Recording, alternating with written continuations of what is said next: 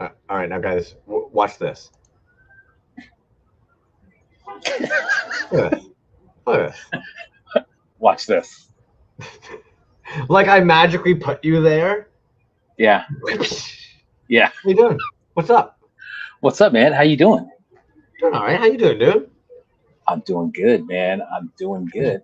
How's the sound? Sound good? I think that sounds good. You know, I was having the same issue actually. We'll blame it on the tech. That's what we'll do. As middle-aged men, that's what we'll do. Fucking technology, you know, just Uh, never works. yes, dude. I've actually been having that conversation a lot this weekend about like service. You know what I mean? Like when you're at certain places and the service that you get, and then when a millennial gets in there and like they oh my god, dude, sometimes you're just like, what the fuck, man? Um, but anyways, that's it. That's my comment on that. What's going on with you, dude? Yeah, you know, just chilling. Obviously, not into as beautiful a locale as yourself. You know, I'm kind of stoked about this. Hardest of Dragon reached out recently, and I didn't realize probably the last time that I had spoken to them in the DMs was almost like 4 years ago. It gives you one of Wow, those wow. yeah, you know what I mean? It gives you one of those moments of kind of just like, oh my fuck, do I really not have a life? Is this what I've been doing for 5 years, 4 or 5 years? Like, fuck sakes, you know? No Oh wonder I'm man, still a virgin. Fuck, you know, that kind of stuff. Like, yeah. what's new with you though, man? Oh man, been on the road for the last week or so. Should be heading home tomorrow, and then back to work, back to reality on Monday. Uh, that's how that goes. Do you have any clue what the frick the live chat is talking about over here with this XP? People have experience points now. What are you guys talking about? I have no clue, dude. You guys have your own little community going on in the live chat that we can barely follow half the time. Apparently, fuck toys is 50 XP. Hey, speaking of, actually, you know what? We haven't even said hi to the homies that are chilling over here. We're so That lost in the sauce, and you and your beautiful locale there that we're not even. Ooh, yeah, you know, I just had that beautiful thought. I bet you were wearing a little two-piece bikini earlier. You probably looked fucking good. one piece. It was. I'm being modest out here. Okay. It was a one piece. Yeah. You Sure, understand sure. about that? One piece, but the ass end was like a foot. Anyways, you want to say hey to the homies True. chilling out in the chat there? I do. Acid I bet you do. 9. What up? Hobo Toys. Hobo Toys, that new issue number 2 coming out pretty soon. Lynn's the Rap Boy. What's up, dude? Mr. Ordinary is back. FKD Suki, what up? Stormico, that's a collection dude right there. Jazz Wizard, what is up? The Pork is in the waiting room. Folklore, the Almanac. Bootleg Toyco. Man, those one-offs we were talking about, those Obaki Coffin one-offs, man, those are super, super sick. Eric Folkart, what is up? Zymon, what is up? Ashley Alvarado, what is up? Dylan Clement, 8-Bit Mike, Dre, Ocular also in the waiting room. Bliss Receptor has checked in. Man, there's a lot of comments in here already. How about that? What up, everybody? Thank you for tuning in. Yeah. Yeah, there's a lot of comments there, but it's all about these stupid experience points shit they're all talking about. A couple of Mm, faces we don't see too often as well. It's nice seeing Dylan Clement in here. What's going on, dude? Put you on the spot. Just mm, don't see mm, you too mm. often. Howdy ho. Dude, you talk about a collection. Man, dude. He had posted one. He goes by Slightly Adrift on online, man, and it's his. No, they don't. No, Do they? I don't know anything. Now you've got me baffled. I'm sitting here. Dylan Clement isn't also slightly adrift, are they? Let us know in the chat. I could be wrong. Anyways, Slightly Adrift, their collection is super sick. I was looking at some of their stuff today. As a matter of fact, they had a post today that was awesome. Viral Viral, Vile, there you go, viral. dude. You know what what I had kind of marked too that I don't know if we even talked about was this Wonder Goblin retrospective show coming up. Did you see that? There are Did some we talk about that? insane collabs, some insane fucking paint apps in that show. No, we've been kind of sleeping. I don't know what you ended up picking for last week. I ended up not being here, but there's been the Extra Truck Terrestrial has their show that happened last weekend, Yes, Saturday. dude, we should circle back on that maybe next week sometime or something. And then Wonder Goblin's been posting just some insane pieces for the last like week and a half. Just gorgeous. But I did have one of those in the tabs for this week. We trimmed the fat for you folks a little bit. We know that we're gonna have like 3 people bombarding with information. B's obviously sitting on a beach and way more concerned about drinking out of coconuts. So we trimmed some of the tab fat for you guys. We still ended up with 11 tabs tonight somehow. There you go. There you go. Yeah, I have no idea. It says the new XP points. I don't know what that is, but you know, when I logged in today, there was something new that came up, and I just X'd out of it. Yeah, unfortunately, I did the same. Yeah, I did the exact same stupid shit. I was like, yeah, whatever. I'll read it later. Yeah, I was gonna say that it probably told us all about it, whatever it is. But cool, whoever's got the most XP points, congrats. Whatever that is.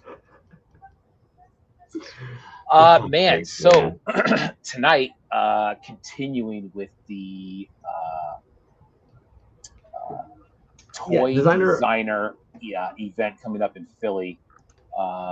Yes, something sir, required a little bit more specific too. CrawlahClub, Ocular, Rhombus, in the Lance Corporal Dolphin. I see he has turned into, so very nice. Gotta have a little fun, right? You know, I'll pull it up here because, again, if you guys aren't already following them or if you're not already on the page here, make sure that you head on over to the designer toy art page.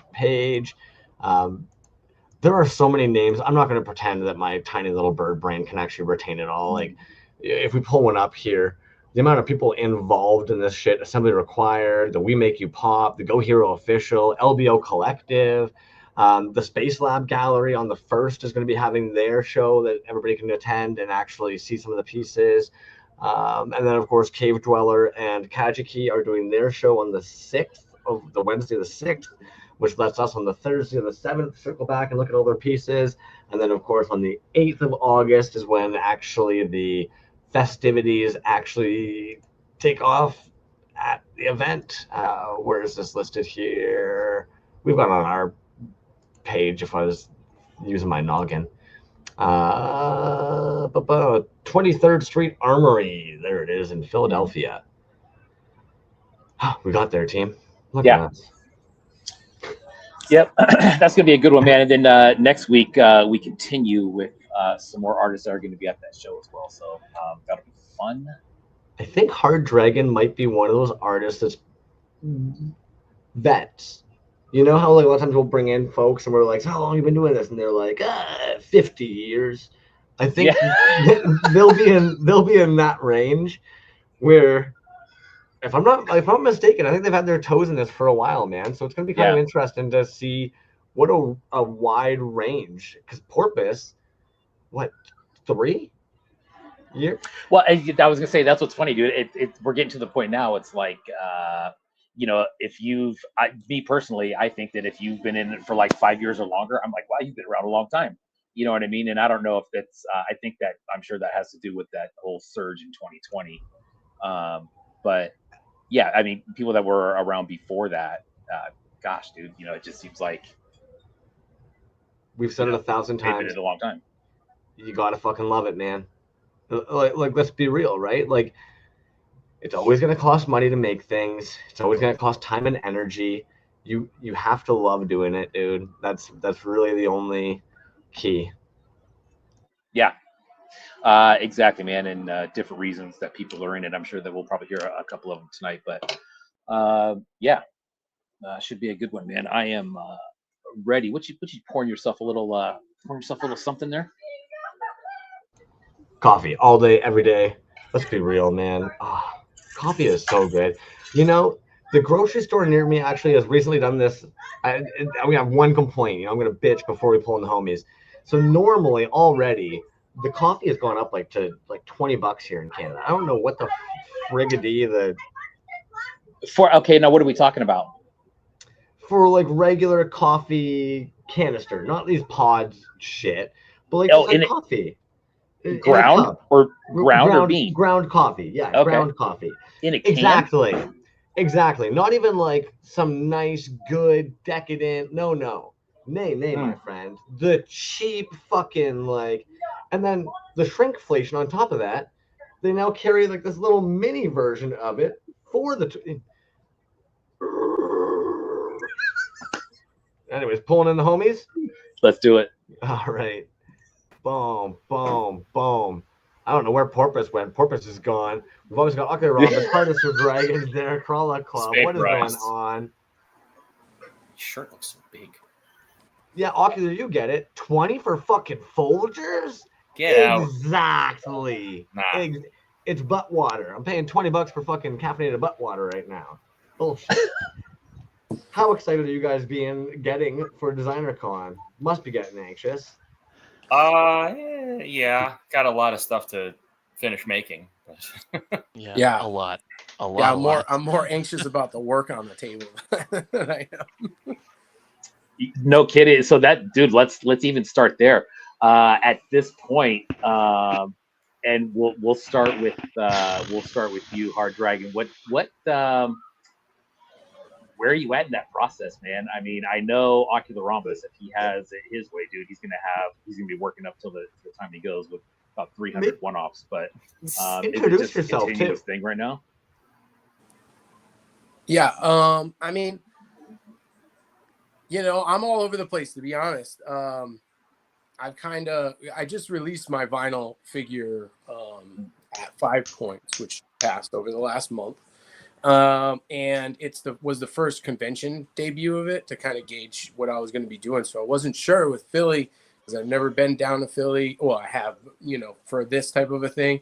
And, I know that we're coming off of, I'm a mix. I have resin, I have vinyl. So I'm very anxious to go in there, but I'd like to make sure that I have a good offering of different things. So I'm just kind of all over the place, getting the Gus ready. I got a couple other shows that I'm also painting Gus's for, and that's something that I'm also still on a learning curve doing with paint. I'm still kind of going into the transition from resin to soft vinyl and learning the different techniques for that, and then also exploring with my own creativity to kind of bring what I bring to it. So yeah, I'm kind of all over the place, to be honest. Damn. I'm going to put one of those Gus's too, sorry, just because I do have one pulled up here. If anybody hasn't seen these, you were mentioning the new vinyl that you're rocking. Yeah. So this dude was all brand new at 5 points, and you kind of did like a little like tester market there. Yeah, I mean, I've done a couple of very intimate releases, but not a whole lot. I did an online release to promote it when it first dropped because there was a little bit of a delay after I initially announced the sculpt, which was last October. And then, I did an online release, which did very well. So stoked about that. And then, seems people are kind of gravitating towards it. And I love it because it's, Gus to me is like this whole embodiment of what I've been doing my whole life, which is collecting toys and just loving the weird and naturalness of it, So to see that people like that and like what I'm doing, do all that. Yeah, 5 points. I did that to go back to your question. The red one I did is blanks. And I told myself if I had sold out of my run that I painted, that I would do blanks because I'm not going to be doing a lot of blanks with Gus and things like that. And I said, I get a lot of questions. Are you going to do blanks? And DMs are kind of crazy. So I was like, okay, if I do well and I can sell the ones that I painted for the show, then I'll do this special run on Sunday. And yeah, I sold out Saturday and Sunday I put those up and those all went. And it kind of took me by surprise because it was, something that I just wasn't expecting for my first kind of major outing. So, Hell yeah. That's got to definitely build up some good like steam going into this show this August as well. Yeah. I'm really excited about it. I'm excited to, kind of branch out. I've been kind of bogged down the last couple of years and not being able to do some extensive traveling. I had spine surgery this past year, shoulder and knee surgery. So it's just been kind of like this culmination of being an artist and getting to this point and working behind the scenes and seeing all the things that I'm doing and doing that. And now I can kind of, okay, I'm flipping the switch, and now like I want to get out to everybody. So, you know, getting out to Philly and slowly branching away. I'm located in Massachusetts, so I'm not too far from Philly. But, you know, I go to New York pretty regularly, Connecticut. But now I'm going to kind of make my way down because right after Philly, I'm going to actually be going down to South Carolina and Georgia. And I'm going to be running with a couple of different things down there. But because I also do like vintage toy stuff too. So I'm going to be doing a mixture of my art and then the vintage toy stuff down there. Nice. Dude, you're not very busy at all, eh? No, yeah. I like to pretend like I'm not busy. And then when I start talking about it, I'm like, I don't want to wait. And then I'm like reminding myself as oh, yeah, you got to do that. Oh, this is coming. Yeah.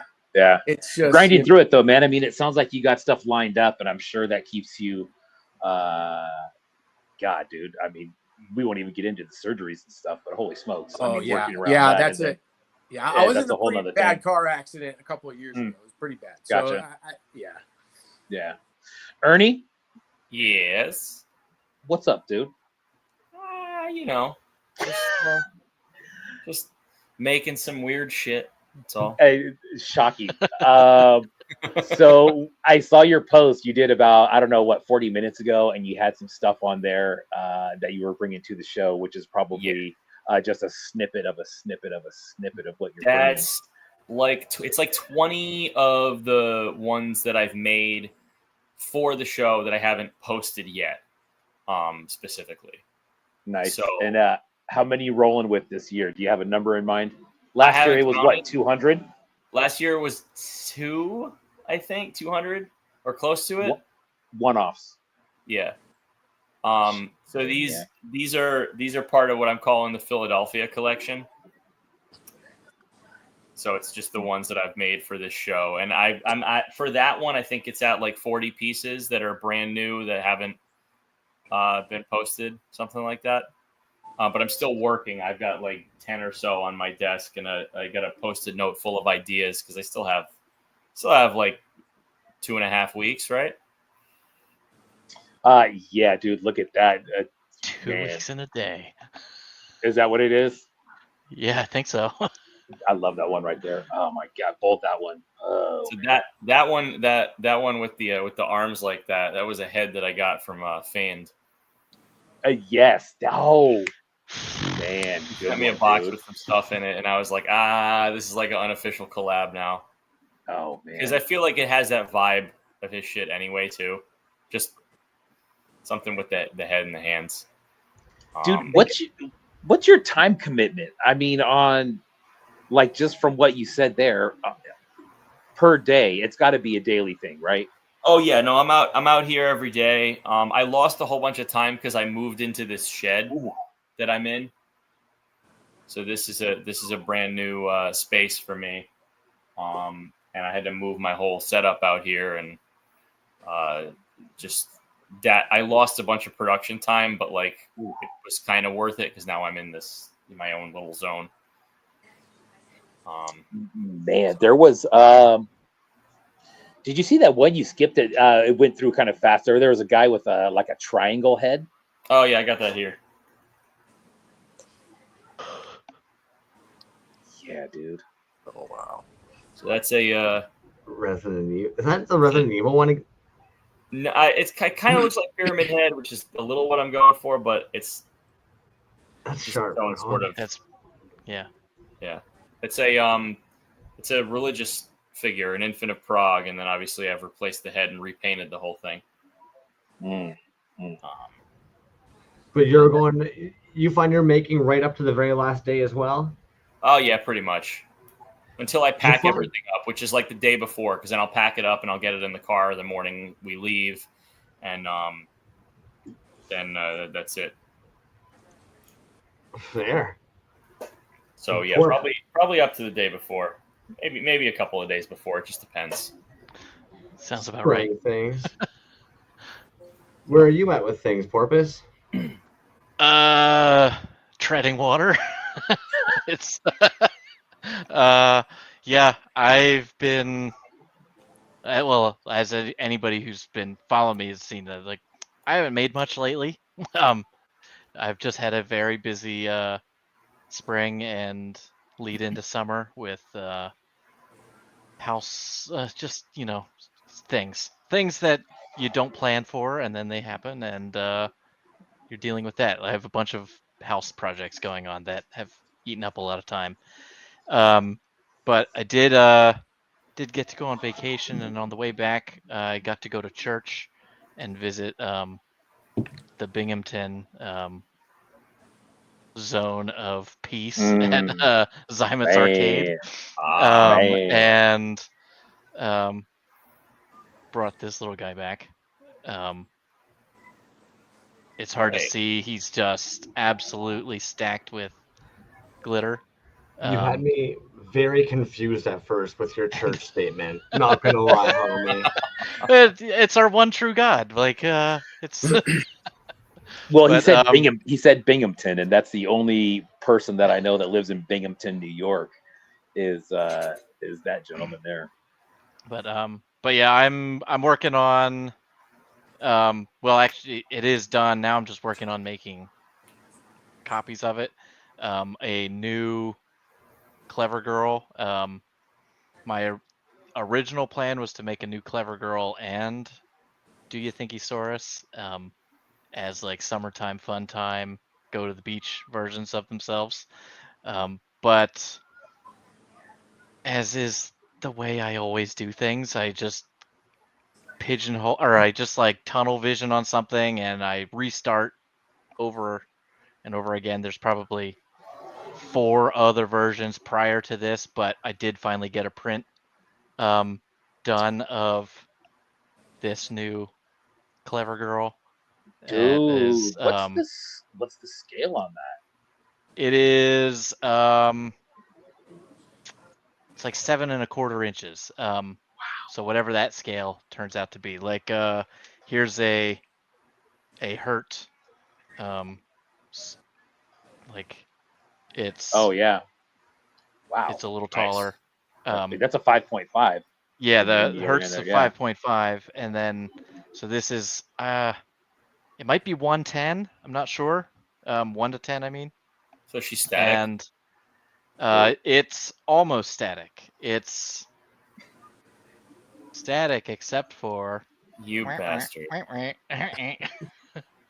couldn't do it with that scale, as Bliss Receptor says. Very nice. Okay, Bliss has the facts. Yeah, there you go. Yeah, it's static with movable jaw, and it's 1, 2, 3, 4, 5. It's 6 pieces, including the base, because it would not stand on those like tipped up feet without a base. Yeah. So it's 6 parts. I've got that one done. I've got a pile of parts for another one here. And then I have a failed print sitting on the printer right now, so I have to restart that tomorrow. Did you sculpt that? Yes, mostly.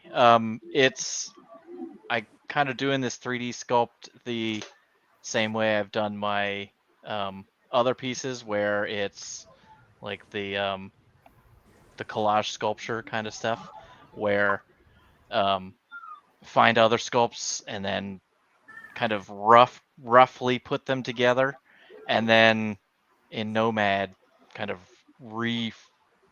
do the fine tuning to make it all fit together and be smooth again. And the head is the original Clever Girl head that I got scanned by a Geostation, and got some other things scanned that I'm working on some more stuff with. I'm like not stepping away from action figures, but I'm like rethinking the approach I have to things.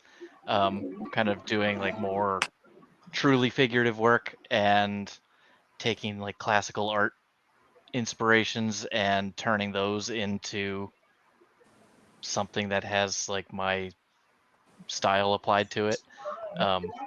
Like some of the stuff I took to assembly required in February was that it was like the Greek sculptures that have been turned into dinosaurs, and I've got some other things like that I'm working on, like this guy. I broke him, so I have to. I'm rough on my work as I'm doing things with it, and so his arm snapped off. But this is it's a sculpture called the Panther Hunter, and I've changed it into a brachiosaur that is. Let me see if I can get this to fit together. That is attacking a. It's called a gorgonopsid. It's like an early prehistoric mammal. It's stealing its child. There's a little child that tucks in here and everything. So yeah, they've got a couple of these I'm working on, and the project that I've been spending the most time on is probably the thing that won't be done by AR, which is this. I had this small tile. This is like 3 3/4, and I got thinking about like sculpture gardens and statuary and things that could be outside, like casting instead of in resin, doing cast concrete and other things. And so I spent a very long time printing a version of that tile that is larger than my head. Holy and shit!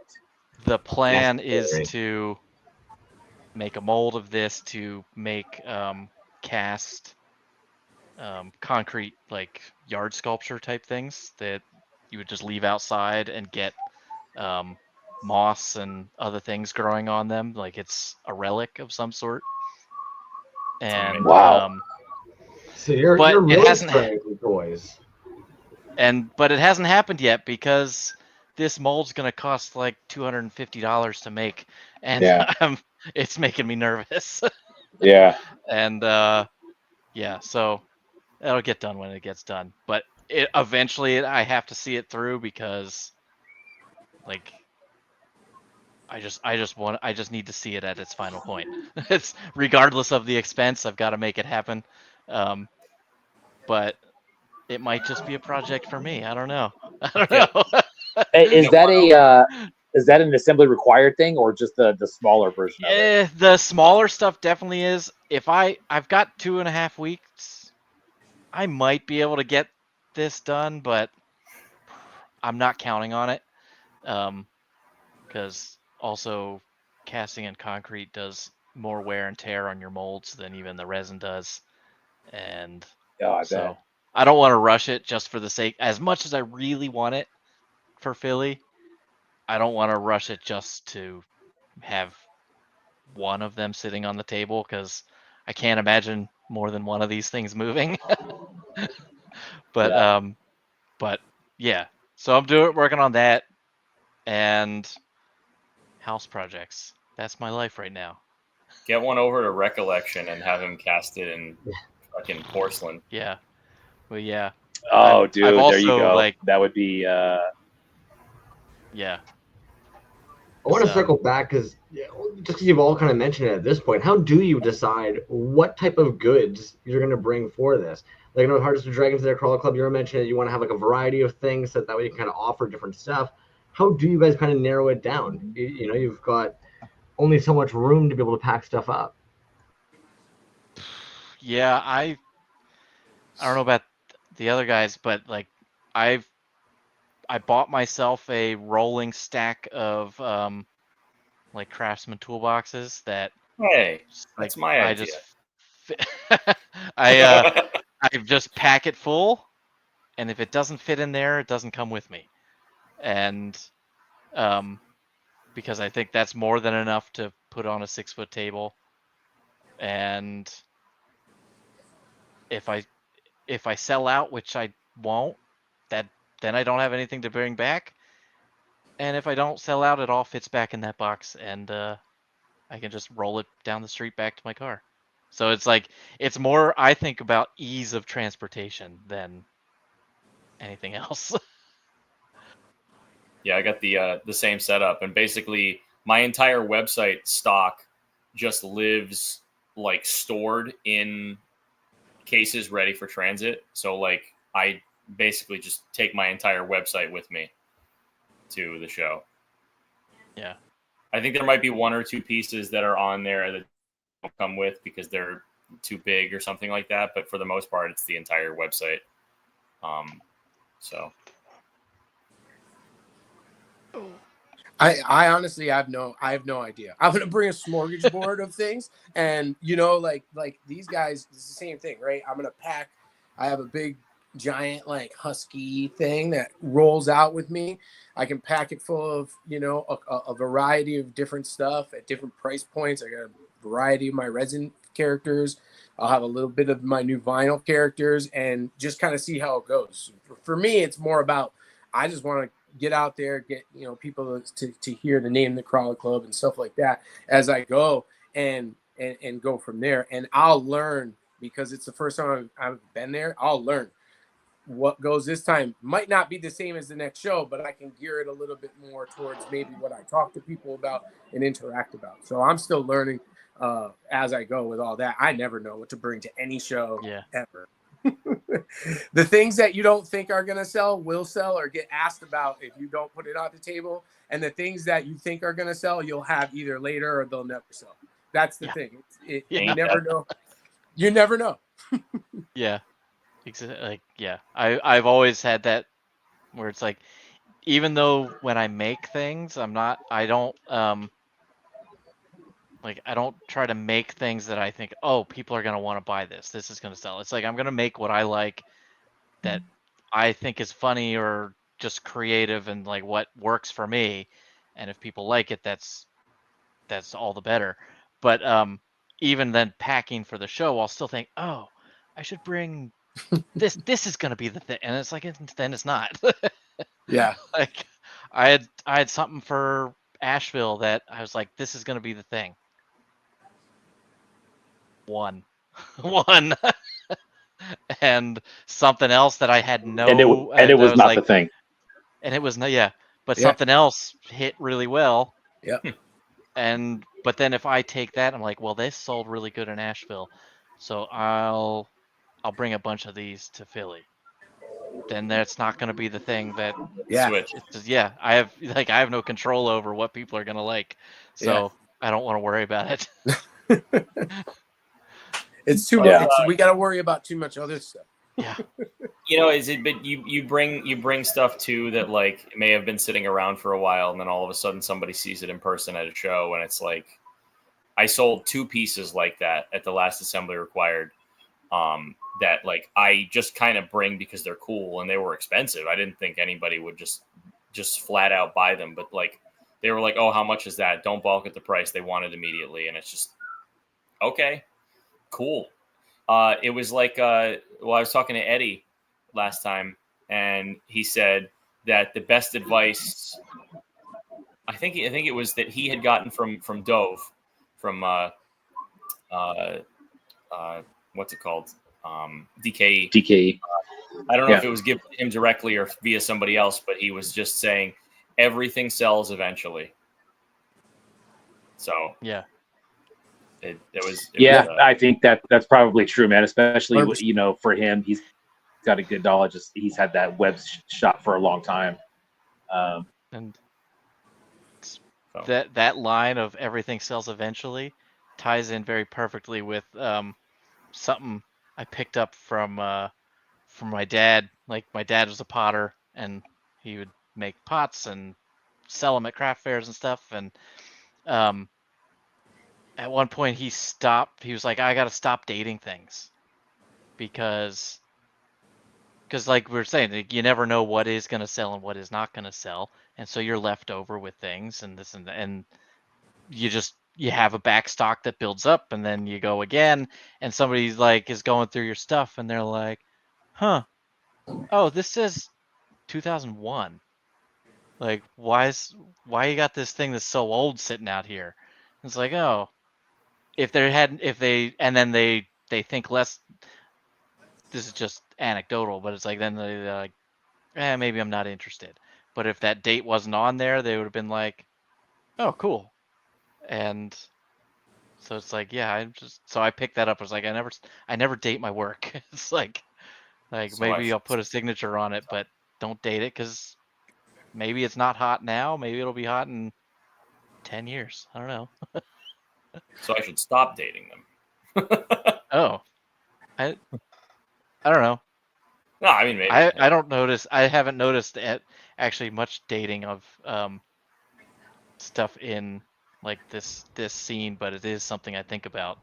That's such a tough one though too, because I know there's going to be people like B and I that every now and then you're looking back on pieces that you've acquired from like other collections or weren't necessarily grabbed at the time it was released, and it's hard not to have that moment of like, oh hell, when in the history of this artist's career did I grab this? Especially B, I know they hunt out fucking Healy maids like it's their job. Yeah. And like they like finding those ones that they look at it being like, oh, this is forever ago, as if I found this. Zymitco is probably like the person to ask about this shit. I'm pretty sure they have marked bins in their workshop with like every show, and they don't bring things to like the same show twice because they have such a catalog that they'll basically have everything. They could just explain it probably way better, but fuck, man. And price points. You know, Ernie actually just mentioned Ocular Rhombus said that they brought some stuff that they were kind of like, well, it's expensive if it sells bonus. But we've also heard from a lot of the homies like, oh shit, yeah, I had people asking about sticker packs or, how do you guys kind of choose between that? Like, do you have things like sticker packs and other wares aside from toys to kind of try and fill those gaps? I mean, I was thinking about doing sticker packs for this show actually, because I have 4 stickers that I sell on my site. I thought maybe I could make another one or another couple of them and bundle them all together for a cheaper price.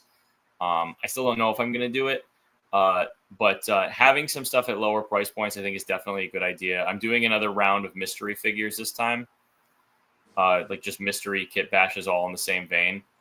But I think I'm going to price them a little bit lower even than I did at the last show. Just because I'd like to see them all move instead of partially move like they did. If I'm going to have something like special that I made for that show specifically, I'd like to see it move if I can. And if that means pricing it a little bit lower, that just means that there's more people with something that I made in their house. Yeah. I tend to keep a lot of different price points. Like I'm like really all over the spectrum. I think when I first started, I started out doing pins and artwork in that style, and then kind of jumping in through there and doing stickers. And now stickers is a whole nother primary bread and butter side of my table, along with the pins. They're good grab and goes. If somebody comes over, maybe they've never heard of soft vinyl, or because I find myself explaining soft vinyl side a lot more now than before, or even the production of the resin and who I'm collabing with, who might be pulling my resin, my design work, and what we're choosing to do as the release. If it's something that might be just a little bit out of their realm, maybe they're just coming to the show, right? Especially with Philly, I thought a lot anyways, that it being one of the first big ones in Philly for a long, long time, people are probably going to come and not even really know what they're going to expect. And they're going to come into a big room with a table every 6 feet with a new crazy personality there that, is trying to say, hey, come look at my stuff. And so if you get that opportunity to talk to somebody, they might say, well, I'm not prepared to spend $25, $35, $40, $100, but having something in that $5 to $10 price range, and they really like you and the interaction they got for having that fun day, and it's a souvenir to them, it's just something they like, is always very good to have at the table. So sticker packs, like you were talking about, I'll definitely have stickers, and I bring an entire sticker machine, and I run like a whole like a carnival style thing where you can win a prize if you pull a certain sticker out of it, and there's all different stickers in there, and then I have sticker packs for that. So, and it's a great way to interact with people, you know, there and everything too. So definitely having price points on that lower end, even though you might not, you know, it might not make you any money. A lot of sticker stuff that I do, it's promotion. That's all that is. I don't even look at that part of my sale at the table because I can't pay.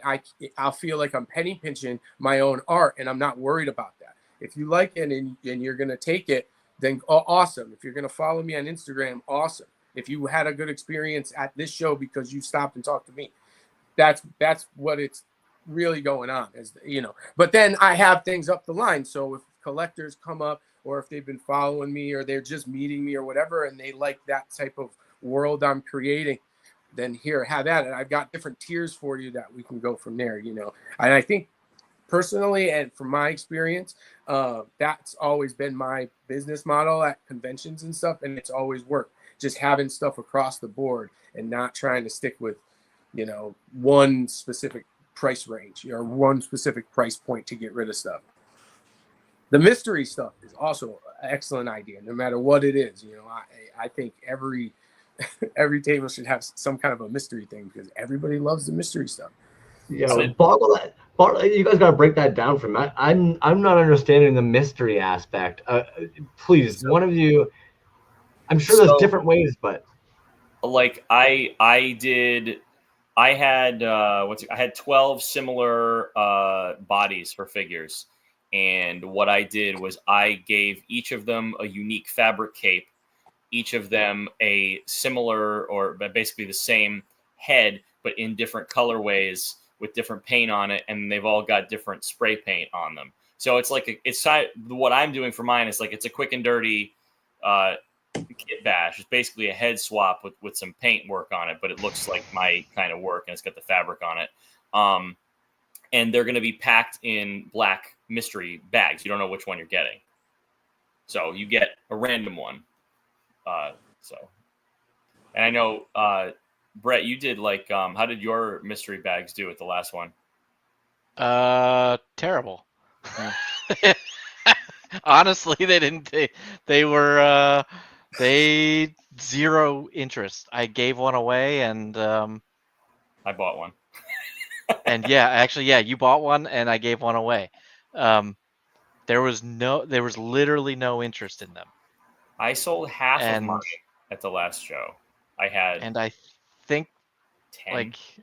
I think they were too cheap on it. Like I think the issue is that there is a point when something is too cheap.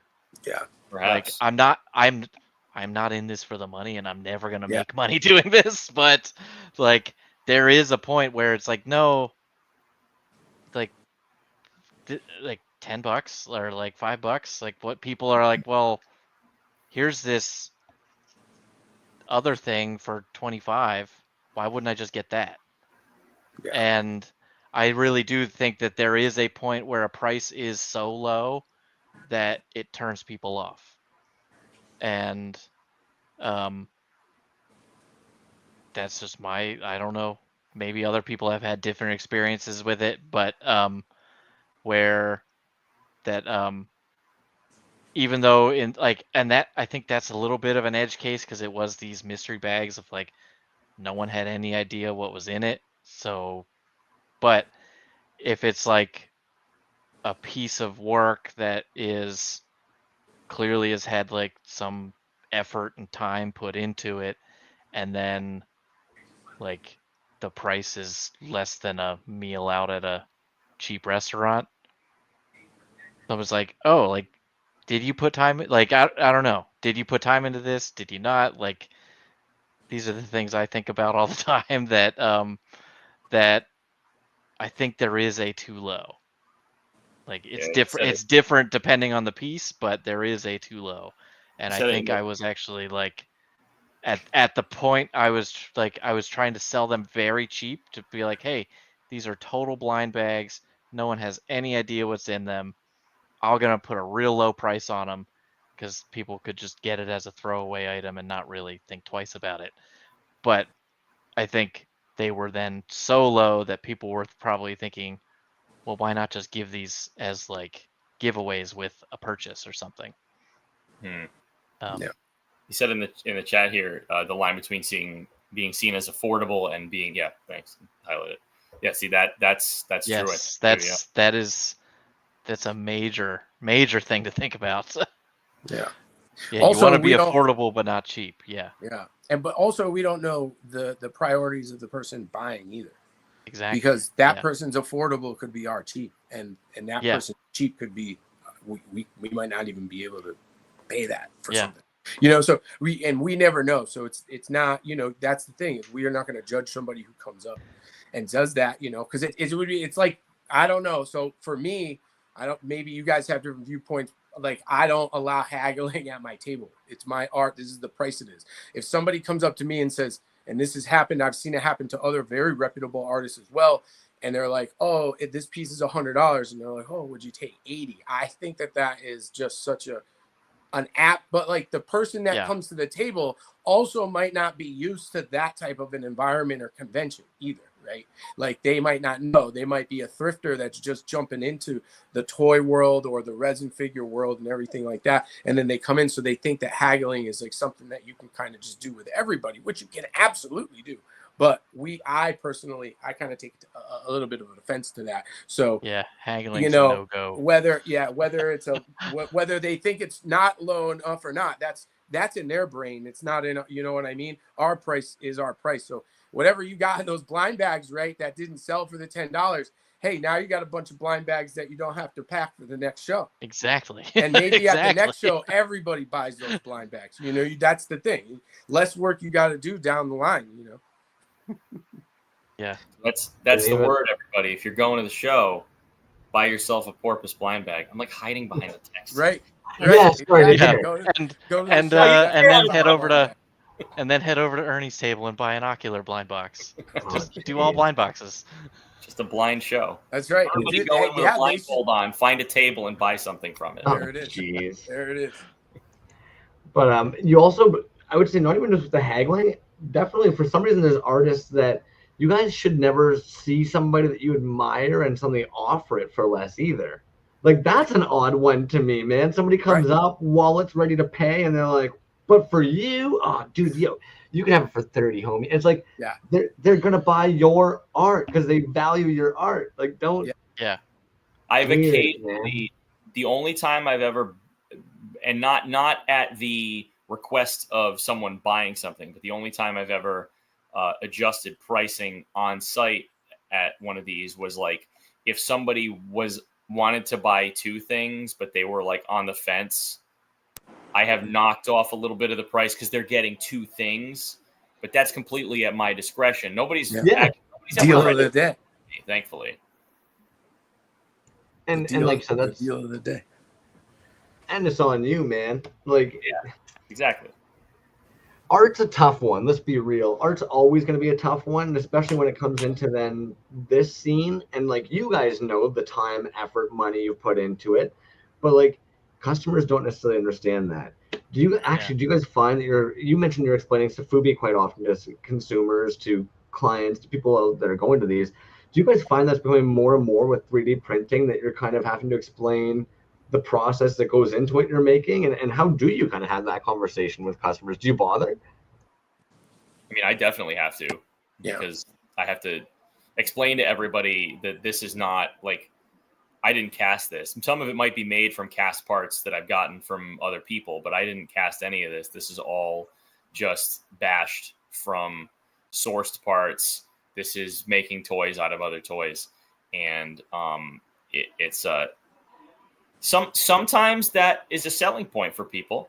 Yep. Sometimes they're like, "Oh, that's so cool! Like, this is like, you're like recycling, you're sampling, like you're making beats out of these things."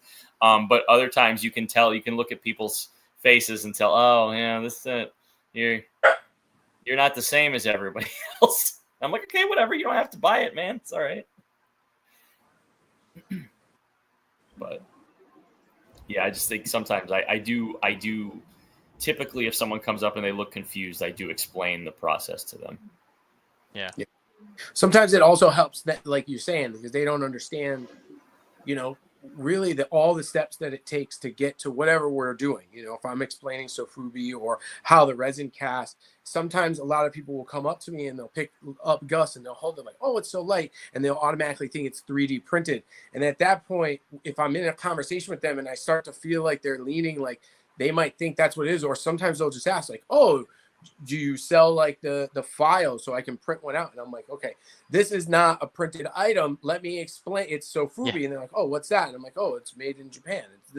It's an old style of making toys. And then I'm like, easily right off the bat, I'm like, you ever felt blow mold before? You know what a blow mold is? It's hollow inside. It's kind of soft. Well, it's more brittle because it's old at this point. These are more soft versions of that. And then if they get more intrigued, like he said, it's like a selling point, but at that point they're more intrigued about, you know, what you're talking about and the toy and the process of how it gets made. And then they realize that, like, oh, this is its own thing, and this guy is navigating, or this person is navigating his way through that world and bringing, you know, your creation to life, however you're doing it, whether you're doing it with resin and you're bashing kits or whatever, you know what I'm saying, or you're pulling vinyl out of a mold, or you're pulling resin and you're in a pressure pot, whatever you're doing, you know, you're still creating it, and it's coming from up here, and you're just putting it all together. You're putting those pieces together, and you're doing that for them. And it makes them kind of, you have to explain. You got to know what you do as your craft, right? People are interested in what you do, but you also got to know, you know, the history behind what exactly these things are, so that they understand. Because if they walk away and don't understand, they're not gonna, you know, they're not gonna want to have to buy that. Yeah.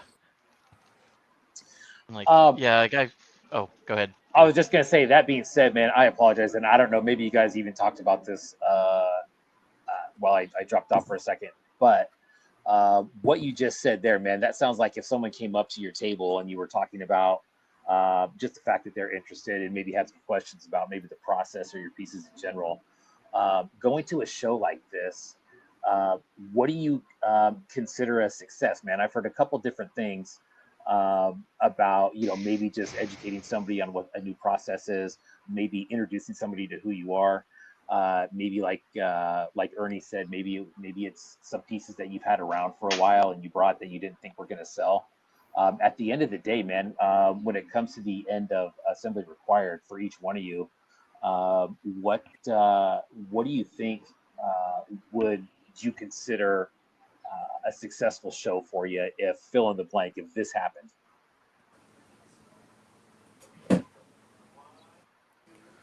Ernie, go first. Yeah, I didn't know if somebody wants to. I'm sorry, I should have called on somebody. Anyway, all right. I don't know. I'm like, we're new to this. For me, like, I want to. I mean, well, I want to have made a bunch of sales of things to different people, or had really good conversations with people about what it is that I do. I like the idea of something that I made being on someone else's shelf halfway across the world or wherever, you know, in another state, somewhere where I've never been. Like, that's cool. That's like, it's a piece of me, you know, somewhere in California, whatever, or in Philadelphia.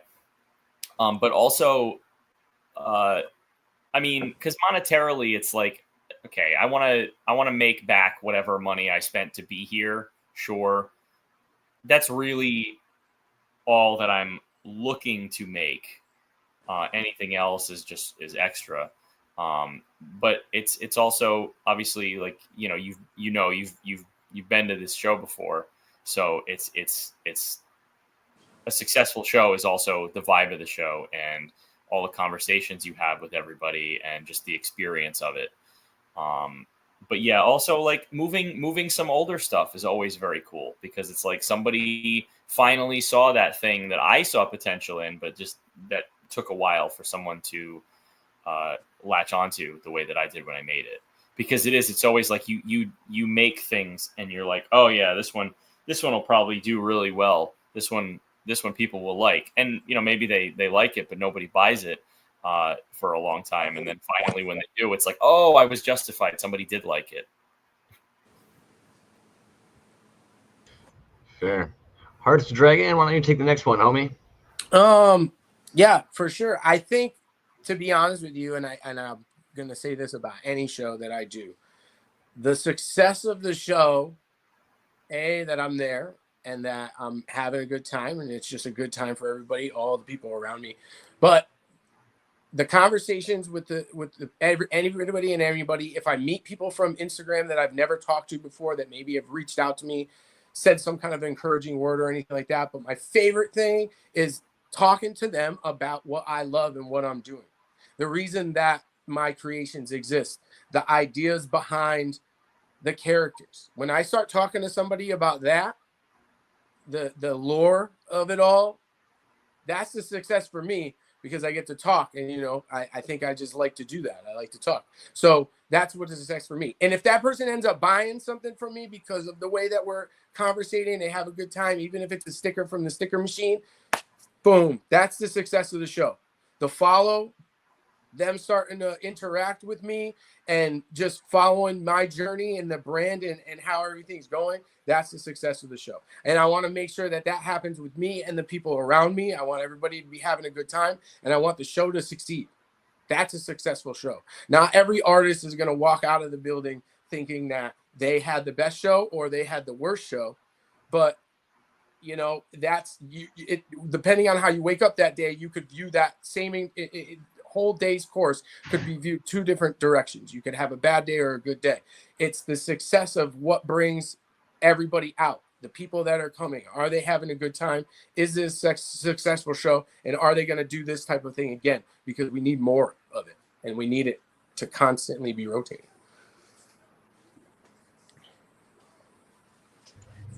All right, Porpoise, wrap us in, homie. Bring it home. I don't really have anything terribly different to say than anybody else did, but kind of, I think, like Ernie was saying, like kind of with all of these shows, it's like, all right, yeah, you want to make back your costs, like, but that's not like the measure of success. That's just kind of like just something you want to do. Like, and AR is a little different. Like if I didn't make back my costs, I don't think I would be super upset about it, because like Vomiting Droids has called it like Toy Maker Summer Camp, where it's like this is one of the times where all of us from all over the place get to spend actual time in the same place together and like talk about ideas and projects or stuff not related to any of this at all, just other things, because like we've become like actual true friends with each other, and getting to spend time with those people and conversing and interacting like that alone is like a little fuel to like rejuvenate your creative self a little bit, because like I'll like, with the fact that I haven't had a lot of time to create things lately, and like when you're not doing it as often, you can sort of get in a little bit of a funk of like, is this a good idea? Is this not a good idea? Like you kind of second guess yourselves, but then like you have like a good weekend, and like you just hit the ground running again, and you keep going. And so so yeah, it's the experiences of the people we know through this hobby, and honestly, I would prefer to sell to 50 people I've never met before who don't own a single thing of mine than one person coming out and clearing my table. Like that would be great, because then I'm not going home with anything. But like getting my stuff to people who didn't know me before, like that's something that would be really great. Like that's really appealing, and just kind of, because the whole idea is doing this to share this stuff that I do with new people, and so the more new people, the better. So yeah, like that, and kind of dittoing everything else that was already said. Kind of even rolling with that. Porpoise Man, what is it about the idea of a whole bunch of people having some of your work? What's appealing about that? It's like, I don't know. It's just not that, I know we get hypocritical of ourselves a lot, where we always say it's like, oh, I do this for myself. Like I make these things that I think look great, and it doesn't really matter if if it's a success or not, that is true. But at the same time, there is a little bit of like warm and fuzzies, like validation, that it's like, oh, yeah, I really like this, but look at, like, other people like this too. So it's like, that's not a requirement, but with that happening, it's like, oh, like, yeah, I'm on to, like, it's like, yeah, doing the thing that you like to do is the right thing to do. And so it just sort of, and then it feeds it back into the tank for another run of stuff, whatever it turns out to be. There's a validation. There's an artistic validation in somebody identifying something in something that you've created and liking it. And it might not even be that they like it for the same reasons that you did when you made it. They may have a completely different interpretation of what it is that you made, but it's still validating that somebody saw something that you made and they liked it enough to say, I want that in my home. Like, this thing that you created is so cool that I want it for myself. And like, that's just it is a super cool feeling, because it's I don't know, it's like you're connecting with someone on like an artistic level, and like it's very cool. Yeah. Anything to add there? CrawlahClub, anything to add? No, they said it all. Fair, Everything man. that they said is valid. You know what I mean? Like, everything that was said is exactly the way that it is. You want that feeling. You know, that's the best feeling that you can have, is that, oh, I had this idea, I brought it to life, and now somebody else is also like, oh, that's a really cool thing. It makes you feel validated, and that's a good thing. Well, we all still do it for ourselves at heart, because why would we be doing it? We're killing our hands and we're killing our minds just trying to figure all that out. For what? Because we're crazy. I get super glue figures for me. Right? Well, no one else. Like Porpoise was saying, like, you'd rather almost sell to a bunch of different people than have somebody just clear out their table. It's kind of like, because every new person is almost probably like a little dopamine hit or serotonin hit of that, like, oh, fuck yeah, this person gets it, or, a new connection, as you've mentioned. Do you find when an artist buys some of your stuff, it almost kind of hits a little bit different than if a random stranger or somebody just you don't know at all comes and grabs one of your things?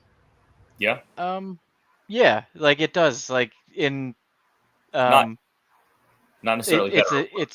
Yeah, like it's like a neutral different, where it's like oh, this person that I like their work and like have been interested in what they're doing, they come by and they're like, oh, hey, like I like it's this mutual creative back and forth of like this person that I appreciate their work, that you see that it's like there's a reciprocation there, and it's just like kind of like just like a little hat tip of like, all right, we appreciate what we're doing differently, and yeah, it is a different feel, but like Ernie said, it's not better or worse. It's just a neutral different. There's just something, a different take on it. I think that's why we trade so much at these shows too. like that is a huge thing.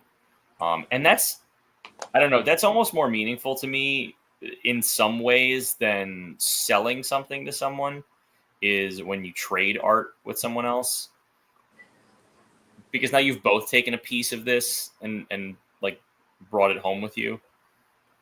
Yeah. And it wasn't necessarily infected by capitalism. You know, I mean, it was more pure. It was like, I made this thing that's really cool. You made this thing that's really cool. Okay, we can swap. And like, we didn't have to exchange money. So not that we don't need fucking money, but Right. a shitty evil situation. And CrawlahClub, like, you've been in the scene for a while. Do you find now that you've got your soft vinyl toy out there, are there homies that you've been grabbing from before that now see your Sofubi, like they just need it because they've been homies with you for a while? Yeah, it's weird. Yes and no, right? I think, look, I've been collecting soft vinyl for a long time, 15 to 20 years. So I can look at a lot of people's stuff, right? And even artists and people that I admire, and they can come out with stuff that I don't like.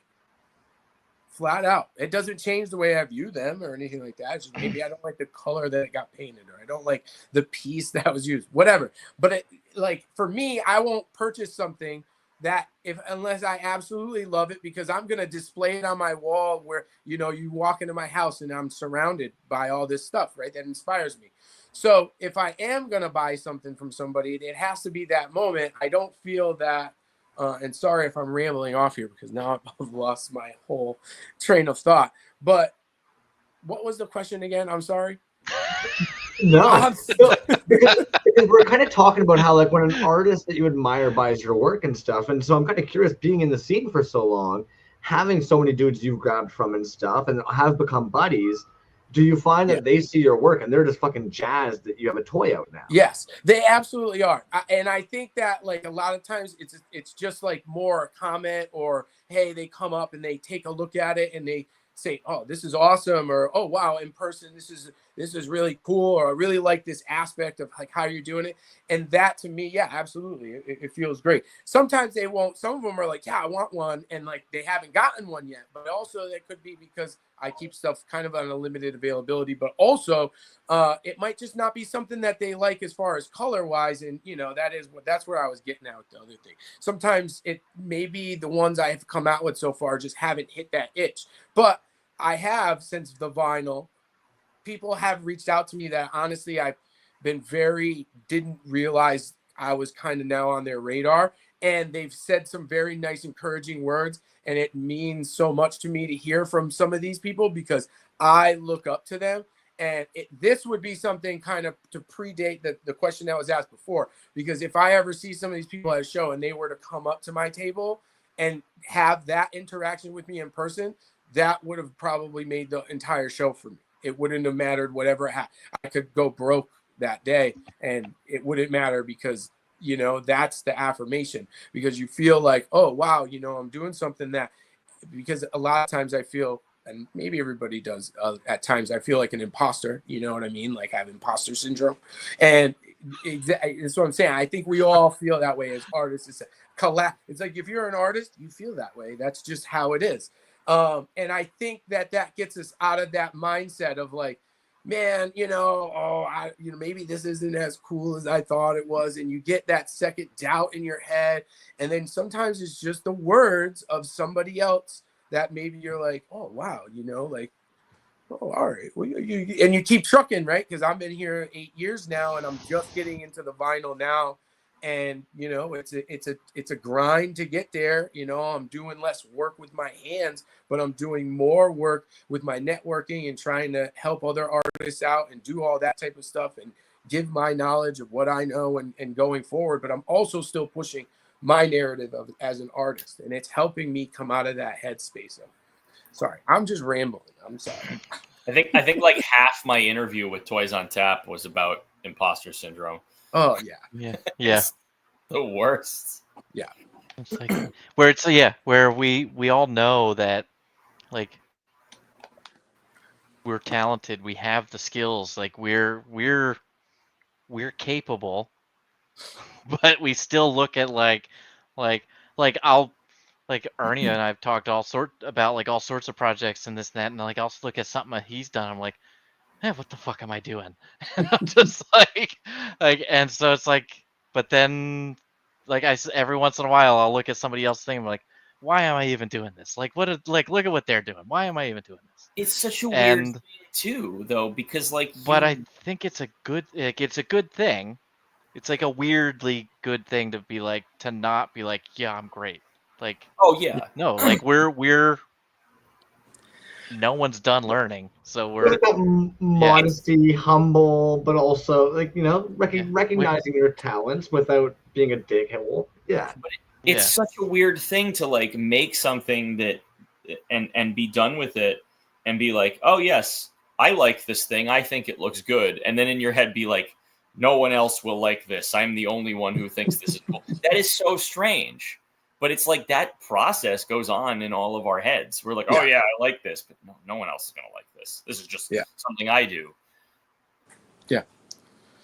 So it's 100% true on, like, so I still don't even, with Gus, the vinyl figure, I've been blessed since since it's dropped out. I've sold every run that I've done. It's come out, and I'm very blessed for that. But still, like, I'm coming into Philly going, if it doesn't sell, I gotta be okay with that. It's okay if this doesn't happen, or I'm still in my mind like they're not gonna sell. Like, what should I be doing another order already for more vinyl? Like, what happens if the last bit I don't have, and I'm gonna have these forever? It's just the doubt, because we're all in our heads. And it's okay for us to be, I call them artists, because it's a artist narcissist, and it's okay if we're like that a little bit with ourselves, because we have to love what we do to continue to do it. And if we didn't, and we didn't like, I have an entire wall of my own artwork right over there, all Gus's, every single, that's what I'm saying, like, I keep an active trove of my own things I create, because like, I'm my own fan. If I go to a show and I see myself at the show and I see my table and how I know that I'm putting out to others, I'd go to my table and I'd be losing it over the stuff I make. And that's just why I make what I make, because I love it. And I want to share that with everybody else. If you like it, awesome. I love that too. If you don't like it, that's also awesome. And I hope that you have a great day. And I still think that you're a decent human being, even if you walk by my table and don't say anything to me, that's completely cool too. So it's interesting. I was just thinking that, like, for a lot of people, depending on like what community, for whatever you're in, the presence of social media can be a huge issue, especially for imposter syndrome, or just for not believing in the work that you've made. But the strange thing, maybe not strange, but the kind of backwards thing, is that this community, I find, has the exact opposite effect. Is that we're all just, seeing stuff that other people made, and we all sort of like go through it and repost it and comment on it, and it, social media, for my experience, at least for my money, from this community, has the opposite effect that it has for so many people around the world. It's helped with the imposter syndrome. It's made making art that I was unsure about way more fun and way more satisfying. That's awesome. I see the heads nodding. Would you guys tend to kind of agree with that final statement there, where the scene that you've found, or maybe your tribe you've found, has kind of almost made you be like, damn, this is what I'm supposed to be making this whole time? Yeah. Yeah. And I think it ties into the thing that, like, I've kind of thought from the beginning of me getting into this, that, and it's certainly not a unique, like, it's not like a lot of us have this same idea, that it's you do what, like, we're all making the things that work for us, because like Crawler just said, like, we're our own fans, and so it's like we make stuff for ourselves first, and then if other people do, that's great. And through that, like, then like we've found these other groups of people, like this whole scene, little pockets of this scene of like different people who are like interested in the same, like the exact same type of thing you're doing, or maybe a different aesthetic, or but similar ideas. Like you just find, by doing the things that you want to do and that make you happy, and kind of like with my dino people, it's like, if it's silly to me, that's all that's like, all right, there it is, like, I've succeeded. And I'm sure there's at least one other person out there who's gonna think the same about it. And so and like you find these people that, and so then like it just, it feeds the circle of life, if you will. And that's why AR is such a good show, because it's very uplifting in that sense. You know, you're with the community. I don't know, like if it was like, oh, it was just me at my table, but I was in the artist alley of a Comic-Con, and I don't necessarily have as much in common artistically with the people who are immediately around me. It's not the same vibe. It's like, this is just a room full of people who love toys, different kinds of toys. But I mean, that's what we want. That's what we're there for. And that's what everybody who walks in the door is there for. And it's niche, but like that makes it better for everybody there. Yeah. And then like on the flip of that, like I'm thinking about, it was like a little toy, not toy fair, but like a craft fair that I did with Yucca Muck and Pocket Salsa a couple months ago in Baltimore. And we were the three of us shared a table. No one else was doing anything even remotely similar to what we were doing. It was not a great day if you're only looking at numbers, but the amount of interest in what we were doing and the conversations that we had, and that it was a busy day from that aspect of like talking to people about what, because like the three of us do this type of work in three very different ways. And so like we were kind of, for lack of a better term, like we were evangelizing for like this Toys Alive crowd, and like reaching out to a group of people who may not have otherwise known what this stuff is. And so, and then that I'm realizing that's kind of going back to what we were talking about earlier about like what's success. Like that would not have been a success if all I cared about was making money.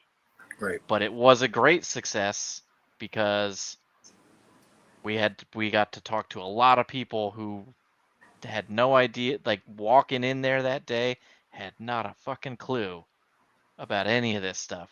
And then they left with all this new information, and like then I got to hang out for a whole day with two people that I really enjoy hanging out with. Right. So it's like it was a win. It was like a total win. Yeah.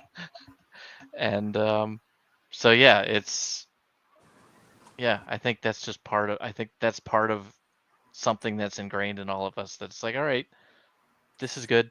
This is all that's really needed. You've got a much shorter drive this time to Philly. Oh, yeah. Not short enough that I can come home and sleep. I still have to get a hotel. Yeah. But yeah.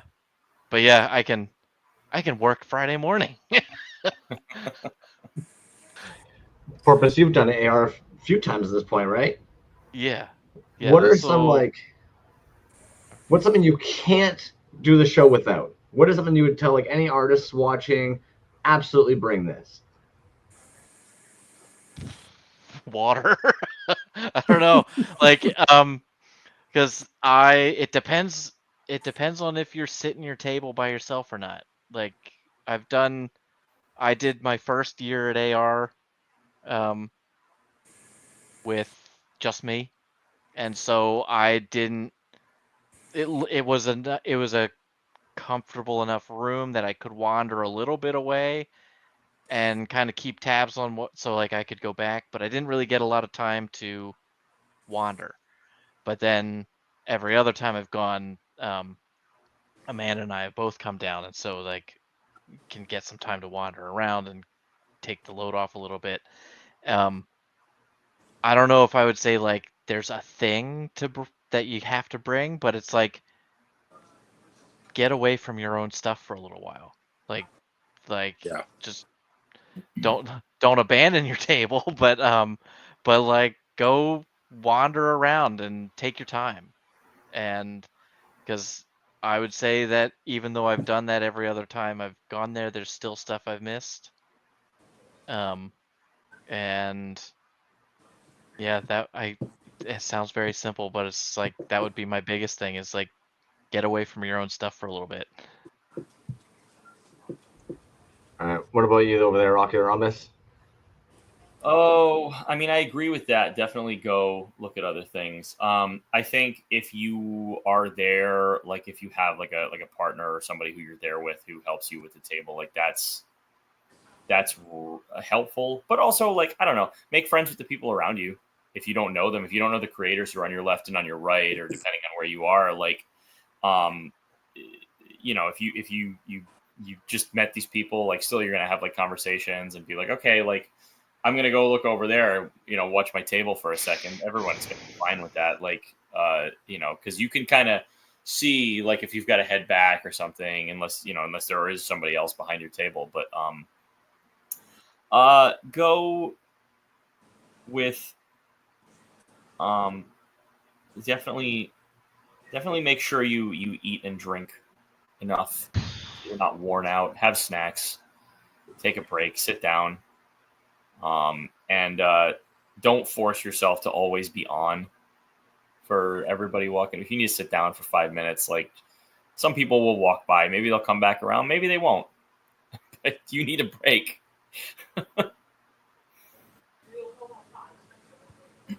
Dragon Man, what is it for you? What are like you can't go without?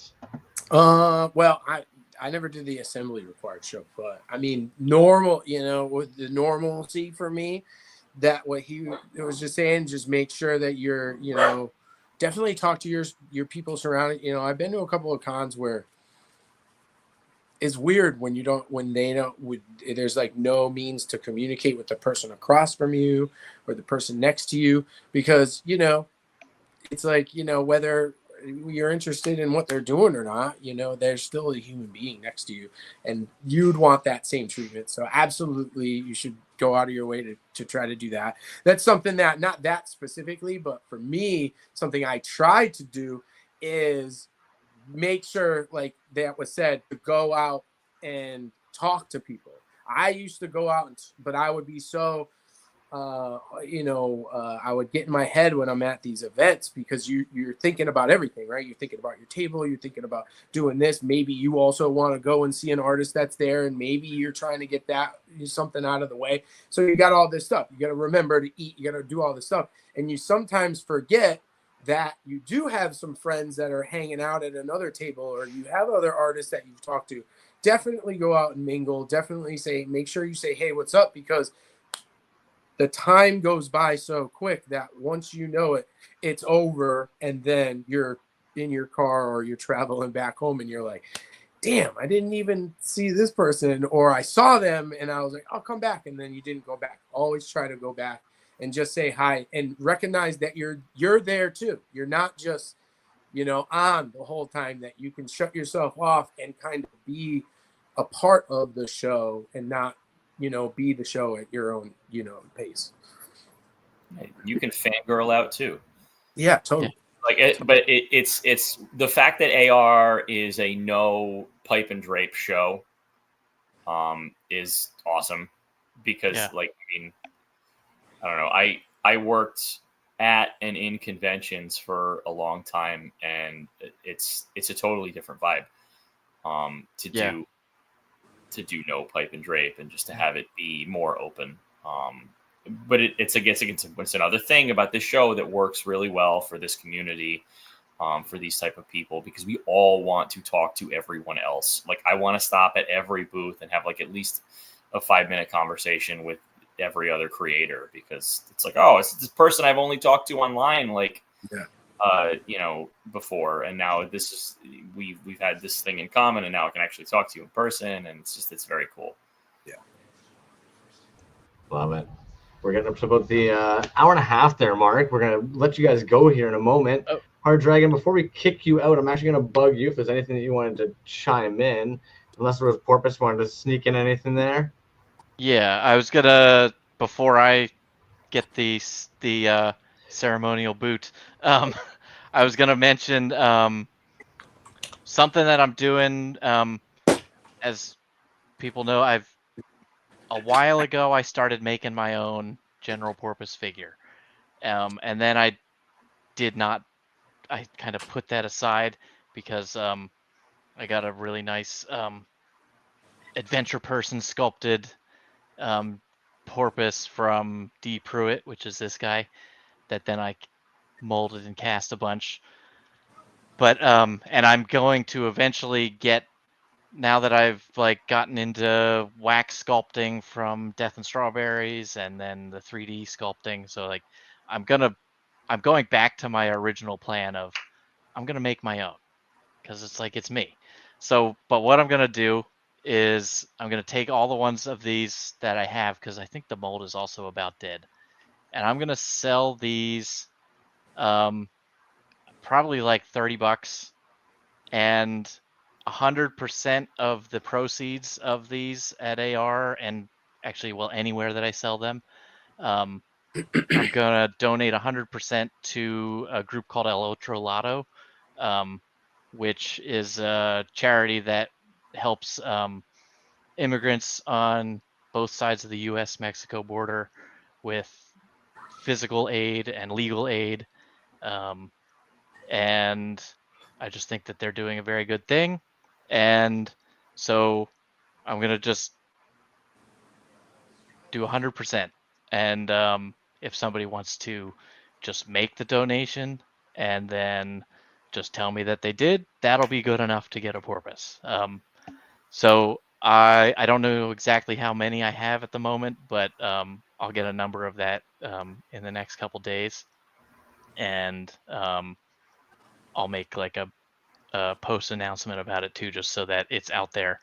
But yeah, I just wanted to say that that's something I'm going to be doing, and so yeah, then if you get one in person, that's even more money that goes to them because there's no shipping involved. But yeah, so I just wanted to announce that on here when people are watching, and just in case you miss a post, and I'll make a sign for it at the table and stuff too. So so that is what's going to happen with those porpoises. Sounds good, man. Anything else from you? I don't think. All right, Ocular Rhombus, my dude. How about you? Anything before we kick you out of here tonight? I don't. I mean, I'm gonna have a whole bunch of new stuff. Now I'm thinking that I should donate something to charity too. I don't want to be overshadowed in his generosity. No, but I'm gonna have a lot of cool shit. If you're going to the show, stop by. Even if you don't buy anything, just come look at what I've made and tell me that I'm cool. Otherwise, I'll go home and cry. Fair. Yeah. All right, man. All right, Dragon, dude. It looks like we went reverse order in this as originally planned. Anything you want to let them know before I boot you out of here?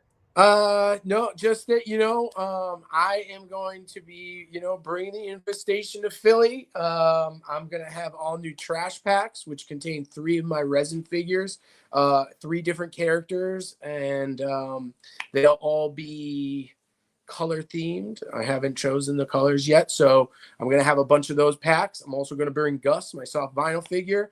I'll have a small micro run of him. I'm going to be painting those up this week. And just look for me out this summer after Philly. I'm going to be going down to South Carolina. I have Gus going all the way out to Japan. I have Gus going all the way out to Australia. I think I'm going to DCon. So, but that's it. I had a really good time, and that's about it. I'm stoked for Philly. Stoked to come hang. Glad to see that you're hitting it hard, man. Yeah, trying. Good rest of it. Peace. All right, guys. Oddly, no B tonight. You guys saw the 3 homies that we were promising that we would have in here with the General Porpoise and Ocular Rhombus, and of course, CrawlahClub. Make sure if you're not following them, you end up following them. Down below in the description, we have posted links for everybody's IG pages. Otherwise, you know how we typically do. I'm going to go through a quick little rundown of some tabby do's. We did kind of narrow it down a little bit this evening, knowing that B would be kind of in and out. Just a quick little reminder with the old share screen here. Boom, we're going to go over to the designer art page. Bam. Look at that. What a beautiful little page they put together here. This is the assembly required. Otherwise, as we've mentioned a few times, it's going to be the Designer Toy Art Festival happening August 8th to 10th down in Philly. Get your registration in if you want to be a part of the Future of the Philly that's going on with Cage and Cave. Otherwise, PhillyofthePhuture is dropping a whole bunch of these guys. Only 1 Captain Bones remains. The treasure nearly gone. Claim the final figure in the comments or DM before he sails off. 25. I'm going to go to the actual post instead of actually trying to guess. 20 each. Only 6 available. So those ended up flying out of there. PhillyofthePhuture, nicely done, homie. Otherwise, extra truck Restrial. This dude is absolutely insanely quick with these. He ended up dropping the resin versions. Got the sculpt done by Copper Inks actually just this past, I think, October. Dropped the resin versions over like January, and now we're sitting with the Safubis already. A nice little mint chocolate swampy critter. Bam! It's gonna have some meat flesh versions as well. Absolutely insane how quickly this dude ended up popping those out. Ordinary Toys back on the scene with a couple of these. The Cursed Traveler, another victim of the nightmare known as Dimension 666, an unforgiving realm. Personally, loving the base that you've done here, man. I don't know what is going on with you guys lately, but everybody's into this whole base thing going on. The figure sitting in the foot plants. I like it. It's a nice little evolution that we're seeing. Bam, Feral Foundry. This dude, I don't understand it. 930, at least they're getting closer to 1,000, but this fucking piece is absolutely insane. I bet you it's absolutely titillating to get these little fucking nuts and bolts in there. Sorry for the language, but it's just too exciting. He has, what, 7 arms? Boom, all 7 arms. Still needs a bit more detailing. Might still need to change the way his shoulders mount, but I'm happy with the dynamism. That word's too big for us over here at Toys Alive. But this thing reminds me of something you don't see in like the Mumessa series. Brilliant, homie. Just an absolutely gorgeous sculpt on this. This dude's definitely one of the underrated ones in the toy scene. Fucking gorgeous. And then, I'm sorry, these are just fun. I don't know if anybody else was checking out the green plastic tunnels pieces that they were posting up, but I get it. It's maybe not what we're normally posting here, but there is something, in my opinion, just really fun about these pieces. The color choices is great. And we've talked about it before, when you actually like take into consideration what it takes to make a mold and get successful pulls from that mold, I find that's often what's actually kind of really exciting about the green plastic tunnels shit is what it takes to make it. Not even necessarily always what it is, but what would have gone into actually making it, and even sometimes even kind of like the absurdism of making it. Dookie McFartsniffle casting a bunch of these, bashing them up. This time, Obscuro Cthulhu Priest parts. They're going to be 25 plus $4.90 shipping anywhere in the USA. Green Plastic Tunnels always pushes the art form. I would have to agree with you, man. I don't even know what I just did with my screen there. There we go. Boom, and the share screen. There we go. Sorry, dudes. Healy Made is dropping a new one of the challengers. I know that B is a huge fan of the Healy Made wrestlers, so I had to have this in the Tabby Doos tonight. Otherwise, this Ocular Caviar sculpt with Swampy is absolutely fucking gorgeous. These tester paints are fucking insane of it. And personally, I love that we're seeing more and more swamp work out in the indie toy scene. Because as I've said 1,000 times, and it's probably one of the stupidest things a tiny little brand like mine can say, but this exists now. This is now, when somebody like me is in 20 years is nerding out over Swamp Thing, this is now part of those nerding out Swamp Thing pieces. This dude just exists now. That shit just gets me. Snowbro, speaking of going back, and this thing just exists now, Snowbro went back in time and ended up actually remaking the prototype that was designed up for the original He-Man Masters of the Universe, and they've documented the entire process. They've got a couple of these available. I think they ended up going with, what's the price on these? 1980, 198.10 euros for this guy plus shipping. Boom. Just absolutely insane, the process that went going into that. Otherwise, folks, that is it for the old Tabby Doos tonight. B and I kind of decided we were going to kind of cut it short. So thanks everybody for chiming in. Thanks all the artist homies for hanging out. And otherwise, we will see you guys all next Thursday. Boom. Boom.